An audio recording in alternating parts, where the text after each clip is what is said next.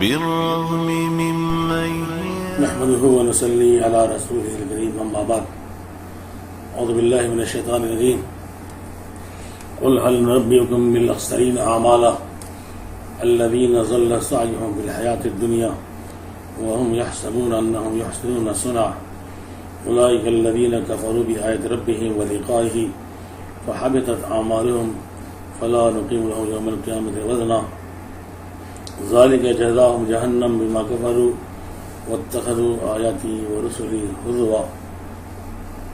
فرما دیجیے اے محمد الرسول اللہ صلی اللہ علیہ وسلم، کیا میں تمہیں خبر دوں ان لوگوں کے بارے میں جو اعمال کی لحاظ سے سب سے زیادہ خسارہ اٹھانے والے ہیں؟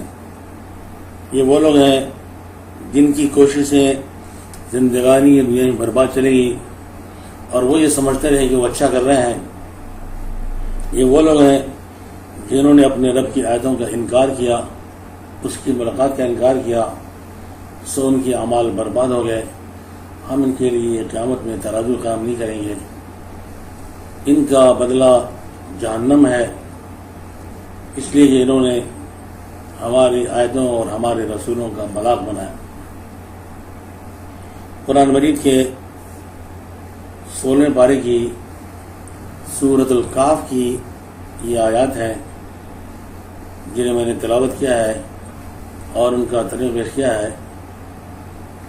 اس میں اللہ رب العالمین نے بدعت کی حقیقت بیان کی ہے اور اس کا انجام بیان کیا ہے، اور وہ یہ ہے کہ وہ لوگ ہیں جو اعمال کر کر بھی خسارے اور نقصان میں رہتے ہیں، اور اس کی وجہ یہ ہے کہ جو اعمال وہ کر رہے ہیں ان اعمال کو وہ اچھا سمجھ رہے ہیں، اللہ کی نظر میں وہ اعمال اچھے ہیں یا برے ہیں اس کا انہیں پتہ نہیں، اس لیے یہ ان کی اپنی ایجاد ہے. بدعت کی تعریف کیا ہے یہ سمجھ لیں. بدعت کی تعریف قرآن کی روشنی بتا رہا ہوں آپ کو میں کہ اللہ کی رضا حاصل کرنے کے لیے کوئی ایسا عمل ایجاد کرنا جس کے کرنے کا اللہ نے حکم نہیں دیا. اللہ کی رضا حاصل کرنے کے لیے کوئی ایسا عمل خود ایجاد کرنا جس کے کرنے کا اللہ نے حکم نہیں دیا. اور اس کی دلیل قرآن مجید کی سورۃ الحدید کی آیت ہے وَالرَّهْبَانِيَةَ ابْتَدَعُوهَا مَا كَتَبْنَا عَلَيْهِمْ إِلَّا ابْتِغَاءَ رِضْوَانٍ مِّنَ اللَّهِ فَمَا رَعَوْهَا حَقَّ رِعَایَتِهَا. رہبانیت جس کو اہل کتاب اور بنی اسرائیل نے از خود ایجاد کر لیا تھا، ہم نے ان کو فرض نہیں کیا تھا، اور انہوں نے محض اللہ کی رضا حاصل کرنے کے لیے ایجاد کیا تھا اور وہ اس کا حق ادا نہیں کر سکے. اس میں ایک بات اور بھی سمجھ لیں، جیسے کہ اسی قرآن کی آیت کی تفسیر سے میں نے آپ کو بتایا کہ بدعت کا تعلق ان اعمال سے ہے جن کو انسان دین سمجھ کے کرے. عام طور پر ہم جب بدعت کی تردید کرتے ہیں تو کچھ لوگ اس پر اس طرح اعتراض کرتے ہیں کہ آپ لوگ بھی بدعت کرتے ہو، کیا کرتے ہیں بدعت؟ یہ آپ نے پنکھا استعمال کیا ہے، اے سی استعمال کیا ہے، یہ گھڑی آپ پہنتے ہیں، یہ سواری آپ استعمال کرتے ہیں، یہ بھی تو نئی زمانے میں نہیں تھی. تو یہ اعتراض غلط ہے. بدعت کا تعلق دینی امور کے ساتھ ہے. کوئی ایسا کام جو دین میں شامل اور داخل نہ ہو اور آپ اس کو اپنی طرف سے دین سمجھ کے انجام دیں تو یہ وہ شرعی بدعت ہے جس کی قرآن حدیث میں مذمت بیان کی ہے. اس کی دلیل نبی اسلام کی حدیث ہے. حضرت حسان رضی اللہ تعالیٰ عنہ اس حدیث کے راوی ہے، اور یہ حدیث جامع ترمذی کی ہے، سنن دارمی کی ہے.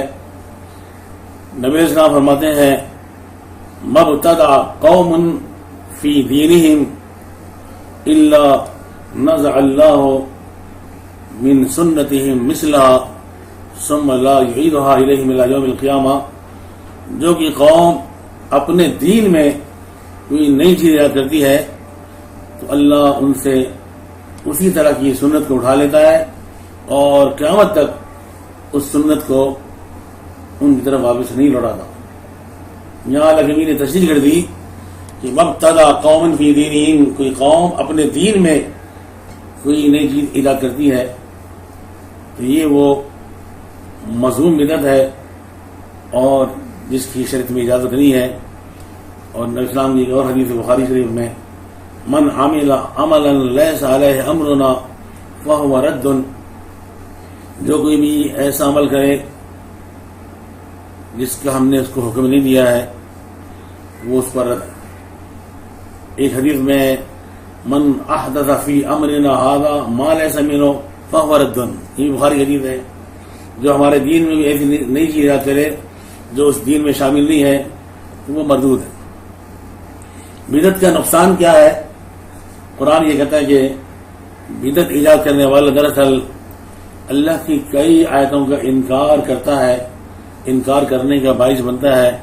مثال کے طور پر قرآن کی آیت ہے الیوم اکملت لکم دینکم واتممت علیکم نعمتی، میں نے تمہارا دین کامل کر دیا ہے، نعمت تمام کر دی ہے.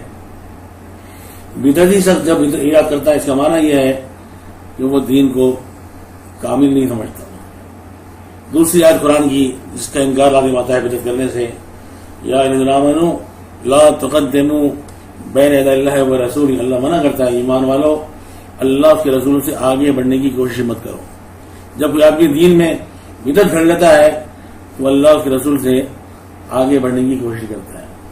تیسری آیت جس کا انکار لازم آتا ہے وہ قرآن کی آیت ہے ما آتاکم الرسول فخذوہ وما نہاکم عنہ فانتہوا، جو رسول دے دے اس کو لے لو، جس سے روک دے اس سے رک جاؤ.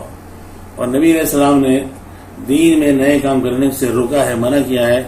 جب ترمذی حدیث ہے ارباد بن ساریہ رضی اللہ تعالیٰ عنہ کے راوی ہیں، نقلا فرماتے ہیں من یعش منکم بعدی فسیرا اختلافا کثیرا، جو میرے بعد زندہ رہے گا وہ بہت ساری اختلافات دیکھے گا. فعلیکم بسنتی وسنت الخلفاء الراشدین المہدیین، تم میری سنت کو لازم پکڑنا اور خلفاء راشدین مہدیین کی سنت پکڑنا. وإیاکم ومحدثات الامور، اور اپنے آپ کو بچا کے رکھنا نئے کاموں سے. فإن کل محدثۃ بدعۃ وکل بدعۃ ضلالہ، ہر نیا کام بدعت ہے اور ہر بدعت گمراہی ہے. ایک اور آیت جس کا انکار لازم آتا ہے بدعت کے کرنے سے، قرآن کی آیت ہے لقد کان لکم فی رسول اللہ اسوۃ حسنہ، تمہارے لیے اللہ کے نبی محمد صلی اللہ علیہ وسلم میں بہترین نمونہ ہے. جو آدمی دین کی کام میں بدعت یاد کرتا ہے وہ اصل میں نبی علیہ السلام کے نمونے کو اپنے لیے قابل اقتداء نہیں سمجھتا، اس میں حسنہ تسلیم نہیں کرتا. ایک اور آیت جس کا انکار لازم آتا ہے وہ ہے قرآن کی آیت ام لہم شرکاء شرعوا لہم من الدین ما لم یأذن بہ اللہ، کیا ان کے ایسے کوئی شریک ہیں جنہوں نے ان کے لیے ایسی شریعت بنا دی ہے، دین بنا دیا ہے جس کا اللہ نے حکم نہیں دیا. تو بدعت یاد کرنے والا اصل میں شریعت سازی کے جرم کا مرتکب ہوتا ہے. جیسے وہ شریعت بنا رہا ہے جبکہ یہ اتھارٹی، یہ حق اللہ نے اپنے نبی کو نہیں دیا.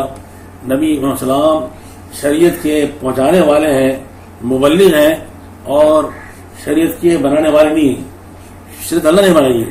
اللہ فرماتا ہے سورہ جاسیہ میں 26 بارے میں ثم جعلناک علی شریعۃ من امر فاتبعها ولا تتبع اهواء الذین لا یعلمون، اے نبی ہم نے آپ کو ایک شریعت پر قائم کر دیا ہے، آپ اس کی پیروی کریں اور ان لوگوں کی خواہشات کی پیروی نہ کریں جن کو کوئی علم نہیں ہے، جو کچھ جانتے نہیں ہے. بدعت کی ایک وجہ اور بھی ہے، انسان جب اپنی خواہش کی پیروی کرتا ہے تو وہ پھر بدعت کرتا ہے. اور خواہش کی پیروی سے انسان یا تو کسی کام میں زیادتی کر بیٹھتا ہے یا کمی کر بیٹھتا ہے، اور اسلام کو یہ دونوں چیزیں مطلوب نہیں ہے. اللہ کہتا ہے قرآن میں وَلَا تُطِعْ مَنْ أَغْفَلْنَا قَلْبَهُ عَنْ ذِكْرِنَا وَاتَّبَعَ هَوَاهُ وَكَانَ أَمْرُهُ فُرْطًا، اے نبی اس شخص کی بات نہ مانے جس کے دل ہم نے اپنی ذات سے غافل کر دیا ہے اور جس نے اپنی خواہش کی پیروی کی ہے اور اس کا کام افراط تفریط مبنی ہے. ایک اور آیت جس کا انکار لازم آتا ہے بدعت کی ایجاد کرنے سے اللہ فرماتا ہے انتم اعلم ام اللہ، تم زیادہ جانتے ہو کہ اللہ جانتا ہے. یعنی انسان کے فائدے کے جتنے نیک اعمال ہیں اللہ ان کو بہتر سمجھتا ہے ہماری بنسبت. اس لیے اللہ تعالیٰ نے ہمیں وہی اعمال بتائے ہیں جن کو ہم کر بھی سکتے ہیں اور جو ہمارے فائدے کی بھی ہیں. نبی علیہ السلام کی حدیث اشر سنہ میں آپ فرماتے ہیں اے لوگوں، کوئی ایسا عمل نہیں ہے جو جنت میں لے جانے والا ہو اور میں نے تمہیں اس کی خبر نہ دی ہو، اور کوئی ایسا عمل نہیں ہے جو جہنم میں لے جانے والا ہو اور میں نے تمہیں اس سے ڈرایا نہ ہو. اسی طرح بدعت ایجاد کرنے والا ایک اور آیت کا انکاری بنتا ہے. اللہ فرماتا ہے اتنبئون اللہ بما لا یعلم فی السماوات ولا فی الارض، کیا تم اللہ کو ایسی بات بتانے چلے ہو جس کا نعوذ باللہ اللہ کو بھی علم نہیں ہے، زمین و آسمان میں بھی ایسی بات ہے. جو آدمی بدعات ایجاد کرتا ہے، گھڑتا ہے، وہ اصل میں نعوذ باللہ اللہ کو یہ بتانے کی کوشش کرتا ہے کہ یہ کام بھی نیک تھا جو نعوذ باللہ تو نے ہم کو نہیں بتایا لیکن ہم نے اس کو خود ہی گھڑ لیا. اور دوسری بات یہ ہے بدعت اس لیے بھی قابل مذمت ہے کہ اگر اس طرح دین میں بدعات ایجاد کرنے کی اجازت دے دی جائے تو دین پھر باضابطہ اطفال بن جائے گا، کھلونا بن جائے گا. اور اسی لیے قرآن نے کہا کہ ان لوگوں کی سزا جہنم اس لیے ہے کہ بما کفروا، انہوں نے کفر کیا، میری آیاتوں کا انکار کیا، اور واتخذوا آیاتی و رسولی ہزوا، انہوں نے میری آیات اور میرے رسولوں کا مذاق بنایا. بدعت کرنے والا اصل میں اللہ کے انبیاء اور اللہ کی آیتوں کے ساتھ کھلواڑ کرتا ہے اور اس سے مذاق بناتا ہے، اس لیے بھی بدعت قابل مذمت ہے. بدعت کے بارے میں ایک اور غلط فہمی پیدا کی جاتی ہے کہ ہر بدعت اسلام میں منع نہیں ہے. بدعت کی دو قسمیں ہیں، بدعت حسنہ اور بدعت سیئہ، ایک اچھی بدعت اور ایک بری بدعت. یہ بھی نظریہ غلط ہے. نبی علیہ السلام فرماتے ہیں کل بدعت ضلالہ، ہر بدعت گمراہی ہے. کوئی بدعت حسنہ نہیں ہوتی. ظاہر بات ہے جو چیز دائرہ شریعت سے باہر ہو اور جس میں انسانی خواہش کا دخل ہو وہ حسنہ ہو ہی نہیں سکتی. نبی علیہ السلام اپنے ہر خطبے میں پڑھا کرتے تھے ان خیر الحدیث کتاب اللہ و خیر الحدی حدی محمد صلی اللہ علیہ وسلم، بہترین بات اللہ کی کتاب قرآن مجید ہے اور اس بات پر چلنے کا بہترین طریقہ محمد علیہ السلام کا طریقہ ہے. تو اللہ کی کتاب قرآن مجید اور نبی علیہ السلام کے اسوہ حسنت سے ہٹ کر جو عمل بھی ایجاد کیا جائے گا وہ کبھی بھی حسنہ نہیں ہو سکتا. وہ سیاح سیاح ہے، بظاہر چاہے وہ کتنا ہی اچھا لگے، کتنی خوشنما لگے، اور اس کا کرنے والا کتنی بھی خوش فہمی میں رہے، لیکن قرآن ایسے لوگوں کو ڈراتا ہے.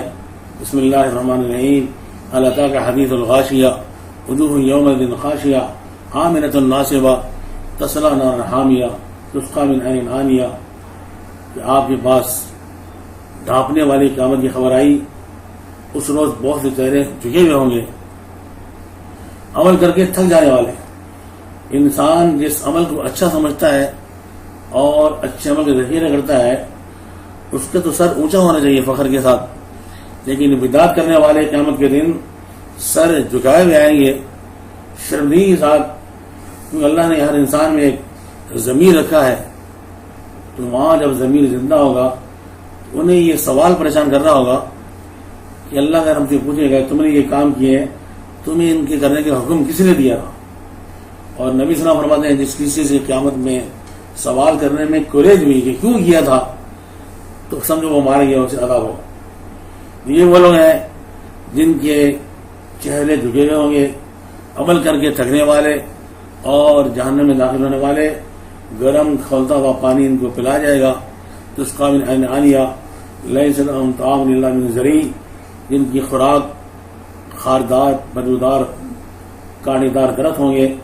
لا يسمن ولا يغني، جو نہ موٹا کرے گا نہ ان کو بھوک سے بیزار کرے گا، اور بدعت کرنے والوں کو اپنے اعمال کا انجام بہت ہی شروع میں پتہ چل جائے گا، جب نبی علیہ السلام حشر کے میدان میں اپنے ماننے والوں کو حوض کوثر سے جام پلا رہے ہوں گے، اور جب یہ بدعتی وہاں پہنچیں گے، حالانکہ یہ نمازیں پڑھتے ہوں گے، ان کی اعضاء وضو کے اثرات سے چمک رہے ہوں گے اور نبی علیہ السلام کو جام پلانا جائیں گے، لیکن نبی فرماتے ہیں انہ یحال بینی و بینہم، میرے اور ان کے درمیان دیوار حائل کر دی جائے گی، فرشتے ان کو اس طرح ہٹائیں گے جیسے کسی اجنبی اونٹ کو پانی کی حوض سے ہٹایا جاتا ہے، اور میں کہوں گا یہ میری امتی ہیں، ان کو آنے دو، پانی پینے دو، پھر مجھ سے کہا جائے گا انک لا تدری ما احدثوا بعدک، آپ نہیں جانتے انہوں نے آپ کے بعد کیا کچھ نئی چیزیں ایجاد کر لی تھی۔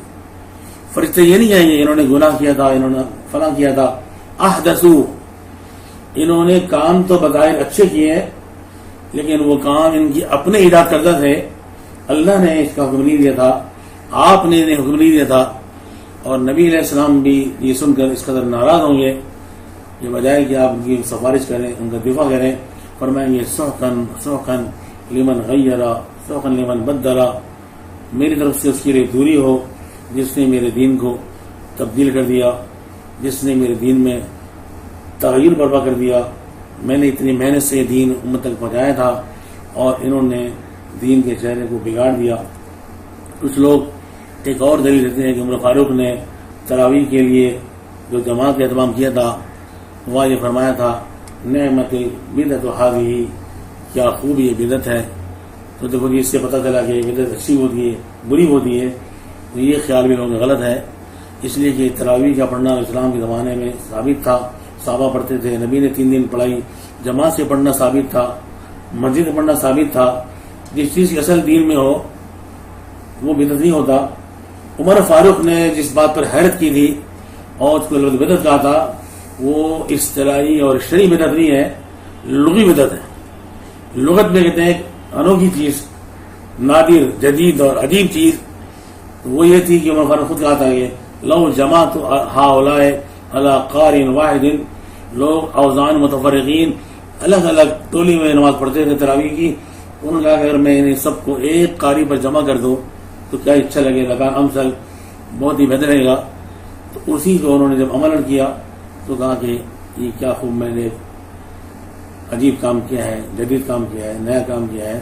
وہ نیا اس معنی میں نہیں تھا جس کو نبی صلی اللہ علیہ وسلم نے فرمایا کل بدعۃ ضلالہ یا کل محدثۃ بدعہ، ہر نیا کام بدعت ہے اور ہر بدعت گمراہی ہے، لہذا جو کام بھی دین میں داخل اور شامل نہ ہو اس کو ثواب سمجھ کے اپنے طرف سے کرنا یہ بدعت ہے، اور ہر بدعت گمراہی ہے۔